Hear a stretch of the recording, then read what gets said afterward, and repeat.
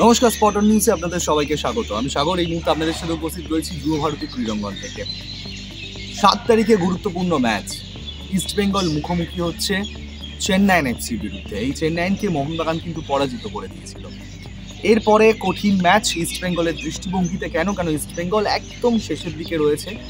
এখন প্রত্যেকটা ম্যাচ ইস্টবেঙ্গলের দৃষ্টিভঙ্গিতে। কোচ অস্কার নিজেও বলেছেন যে সব ম্যাচই আমাদের কাছে ফাইনালের মতো।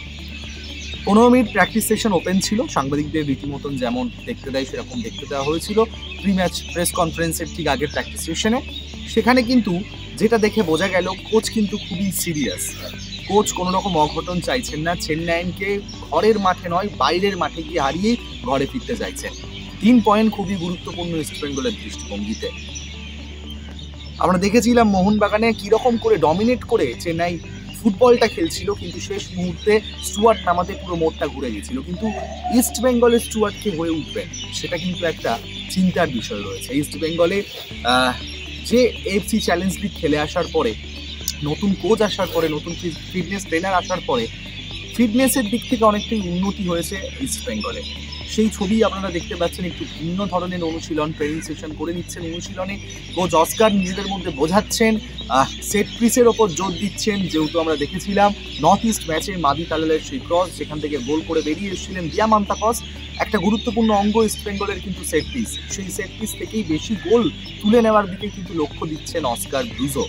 অস্কার কিন্তু খুবই সিরিয়াস। যেমনটা ছবি কার্লেস কোয়াদ্রের জামানায় দেখা যেত, ঠিক তার উল্টো ছবি দেখা যাচ্ছে কিন্তু অস্কার জামানায়। খুব সিরিয়াসভাবে সবাইকে, টিম স্টাফ থেকে শুরু করে টিমের ফুটবলারদের সবাইকে খুব কড়া হাতেই হ্যান্ডেল করছেন এবং সবাইকে গুরুত্বপূর্ণ ইনস্ট্রাকশন দিচ্ছেন যে কোথায় কি করতে হবে। নিজে এমনকি দেখিয়েও দিচ্ছেন। একটা গোলও করলেন অস্কার আজকে। গোলটা দেখে ফুটবলাররা হাততালিও দিলেন। এটাই হয়তো একটা কোচের পরিচয়, যে একটা একদম নিচে নামা, একদম মনোবলে ভেঙে পড়া দলকে একদম উচ্চ মানে নিয়ে যাওয়া, সেটা কোচ অস্কার কিছুটা হলেও করে দেখিয়েছেন। এবারে চেন্নাইন গুরুত্বপূর্ণ ম্যাচ, সেই ম্যাচের গাঁট টপকাতে পারলে একটু হলেও হয়তো ওপরের দিকে উঠে আসবে ইস্টবেঙ্গল। সেদিকে নজর রয়েছে লাল হলুদ সমর্থকদের। ঘরের মাঠে নয়, সমর্থকদের হয়তো সমর্থন পাবেন না, তবে বেশ কিছু ইস্টবেঙ্গল লাল হলুদ সমর্থকেরা পৌঁছায় অ্যাওয়ে ম্যাচে সমর্থন করতে। সেই ছবি হয়তো দেখা যাবে। আপাতত প্রি ম্যাচ প্রেস কনফারেন্সের আগে প্র্যাকটিস সেশন থেকে চেন্নাইনের বদের যে ছক করছেন কোচ অস্কার ব্রুজো, সেই ছবি, সেই আপডেট রইল আপনাদের জন্য। তবে আরও একটা গুরুত্বপূর্ণ আপডেট, হেক্টর কিন্তু আসেনি।